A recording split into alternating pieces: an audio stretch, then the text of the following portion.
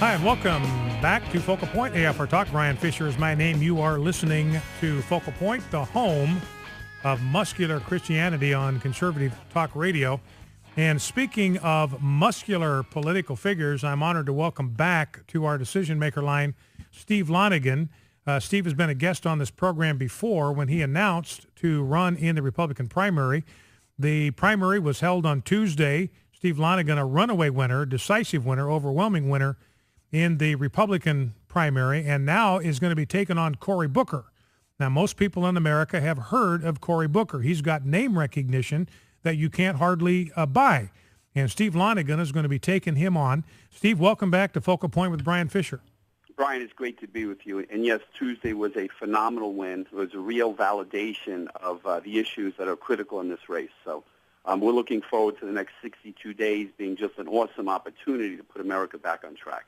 Well, let's start with something. Need to deal with this and then move on. You've had a bit of a frosty relationship with Chris Christie. You actually ran against him in 2009, the gubernatorial race. And Governor Christie's out there saying, well, I'm going to endorse Steve Lonegan, but that's it. I'm not going to campaign. I'm not going to fundraise for him. Your reaction? Well, Bryan, I don't know where you got that information because that's not true. Not only is Governor Christie endorsing me, he'll be doing lots of stuff in this campaign. We'll be working together. I had a terrific phone call from him the night of the election. Terrific. Looking forward to working shoulder to shoulder because the most important thing is that we elect the first Republican U.S. Senator in New Jersey in 42 years. But even bigger than that is that we set the tone for the upcoming U.S. Senate races in 2014. And Governor Christie is taking a leadership role in that area. And as much as we've had our differences, we've also agreed on many things. I'm honored to have him with me and campaigning with me. And it's interesting. I'm looking at a piece here in American Spectator, and that's new information for me, Steve. I'm glad to hear that. I'm looking at a piece from yblog.us reporting. This is from a couple of days ago, giving that information. So I'm glad that information is dated. That is just the kind of sort of misinformation that in a way builds things up, because then when the governor comes out in a big way and endorses me, they'll be like, oh, wow, big news. Now, so it's all carefully planned. Yeah, I'm looking at this piece from the American Spectator, Steve, and talking about how you, as a candidate for the Senate in New Jersey, that you also represent a departure from the past of New Jersey Republican politics. Says you work for Americans for Prosperity. You have been a consistent conservative in the Tea Party mold. New Jersey is much more used to conservatives like Christine Todd Whitman, who could not, according to this writer, have been more of a squish. So even the American Spectator is noticing that you are cut out of a different bolt of cloth than what a lot of people are used to when they think of Republicans running for office in New Jersey. And you know what, Bryan? What I am intending to do is setting the Republican Party in this country back on the right track towards conservative principles. I think it's time we stop capitulating to the left, to these pollsters and pundits saying we have to move more to the middle. We have to abandon our conservative principles. No, we don't.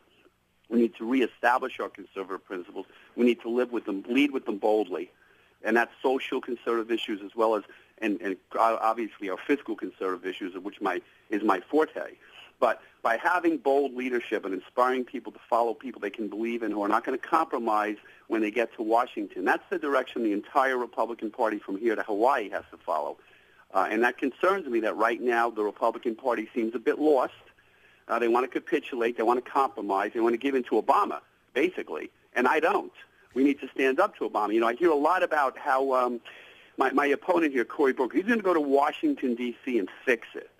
He says Washington, D.C. is broken. But his guy, his leader, is the leader in Washington, D.C. Bryan, when you hear a liberal telling you he's going to go to Washington, D.C. and fix it, let me explain what that means. He's going to grease the skids for bigger government. He's going to push through even more big government programs, more anti-American programs, fixing Washington. When a liberal says that is a code word to their friends.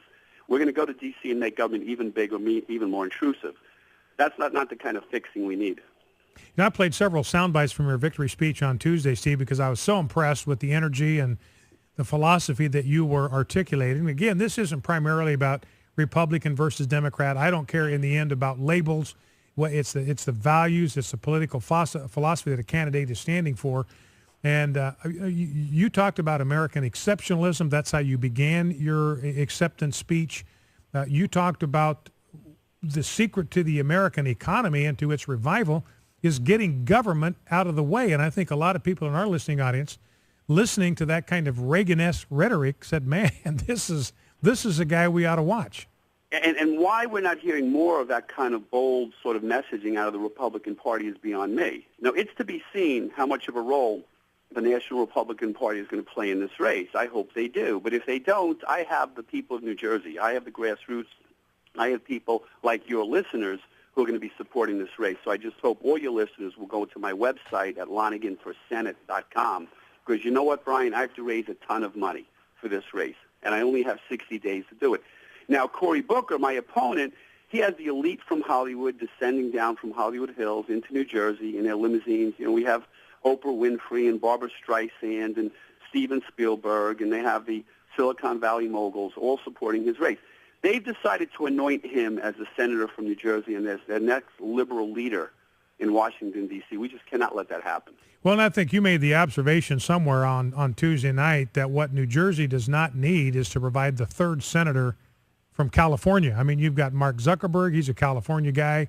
Oprah is, a Hollywood type, and others. And you're saying, look, New Jersey needs a senator who's going to represent the citizens of New Jersey, not the Hollywood elites. This guy has been molded and schooled and fashioned as a tool of the far left. The far left. His big three issues in this campaign, he said in his victory speech, was gay marriage, more taxpayer-funded abortions. He wants taxpayer-funded abortions up to and including the day of delivery. And he wants to raise the minimum wage to $10.15 an hour. That's the only time he ever discussed economic principles. So not only is he way out on the left on the social issues, he wants to raise the minimum wage 30% and destroy every small business in the United States of America, virtually making many, many more people reliant on government. That's their agenda, to destroy our culture and to destroy our economy. And that's why I'm going to Washington, D.C. to stop this assault. And you know what? It's about time the Republican Party nationally, took this message and ran with it.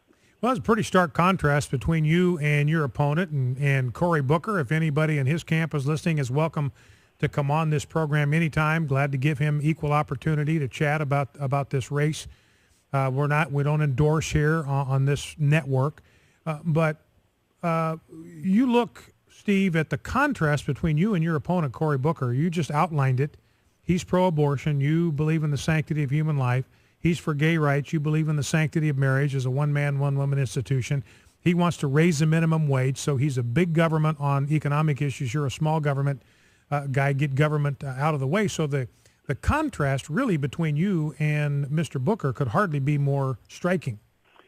Cory Booker says gay marriage is the biggest issue in the country. That's his number one issue, and it's important to some people. I support traditional marriage, and you know what, Brian? I have a lot of gay supporters. I have gay free market people who support me. Even have people that support gay marriage that still support me. Even they don't think it's the number one issue in the country. I mean, who thinks it's the number one issue in the country? The number one issue in the country is the fact that our economy is deteriorating as the Federal Reserve Bank prints billions of dollars of new currency every month to keep government getting even bigger and bigger and bigger. That's the number one issue facing this country, not the destruction of the institute of marriage. I support the rights of gay people to live their lives, and to be free and prosperous. And that's what I'm going to do for them. But it's absolutely not. I mean, to Booker to say that's the number one issue is just bizarre. Well, and, Cory Booker's got some vulnerabilities, and you've already been talking about these when it comes to the unemployment rate in New Jersey and when it comes to the crime rate in New Jersey. It seems that there's a lot of information there that doesn't reflect well on his leadership as the mayor of Newark.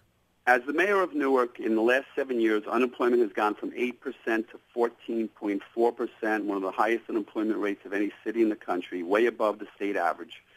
He has a dropout rate in the school system of over 50%, leaving thousands of Newark school students without high school degrees, many without 8th grade degrees, which destines them to a life of crime and poverty. He's had violent crime up 5 years in a row, murder up 5 years in a row. This is what he's done to Newark. So he's done using Newark as a stepping stone. Now he wants to go to Washington, D.C. and do exactly the same thing to the country. He wants to bring his left-wing socialist agenda to America and his job-destroying anti-economic policies to America. Got two questions left for you, Steve, as we're bringing our conversation to close here. You know, most Republicans, I mean, the wisdom out there from the Karl Roves and the ruling class Republicans is if you want to win, you run as a conservative in the primary, then you got to tack to the middle in order to win a general election, pull toward a moderate position, and you don't seem to be buying that. You seem to be running on the same platform that you ran on to win the primary as an unapologetic Reagan-type conservative. Because I believe those are absolutely the principles that this country needs more than ever before, and you don't have all that time, and I wouldn't do it anyway, 60 days between the primary and the general. Now, think about this. Cory Booker has to now tell people he's not a far left-wing extremist he was in the primary. I mean, I'm talking far, far left. And he has to tell them in 60 days, well, I'm not as far left as I really said. And they're trying to do that already. Well, you know, it's interesting. The liberal media is trying to say he's some sort of a moderate. This guy's an extremist. Well, you know, it's interesting, Steve. If you stay true to your convictions, which are conservative on social issues and economic issues, then it accentuates the gap between where you stand and where your opponent is. If you don't move, and he's trying to narrow that gap, then he's got to at least appear to be moving in your direction. So the conservative in the race winds up having a moderating influence on the liberal in the race rather than the other way around. That's why our message leads the country, because it actually does pull people over. Even liberals really have to recognize that our conservative economic principles are what's right for the future of this economy, for real job growth. We're seeing what's happening to this country under Barack Obama. Jobs are still deteriorating. The economy is continuing to deteriorate no matter what the stock market says. So stay tuned to New Jersey for the next 60 days, folks. One last question, 30 seconds. Steve, the election is going to be on October 16, not in November. Special election scheduled for a special day. Does that help you or hurt you? I think it helps me, but what helps me best if your listeners go online and donate to my campaign. I need to have the money to get my message out, Brian. It's an important message. And give us that website again for people that want more information about your campaign. Lonegan for Senate, Lonegan for Senate.com. Our guest has been Steve Lonegan. The daunting task of taking on Cory Booker for the Senate seat occupied by Frank Lautenberg from the state of New Jersey. If Steve Lonegan wins, be the first Republican senator in 42 or 47 years, something like that. Well, Steve, thank you so much for taking time to be with us, and God bless you as you move forward. Thank you, Brian. Steve Lonegan, candidate for Senate in New Jersey. Back in 2.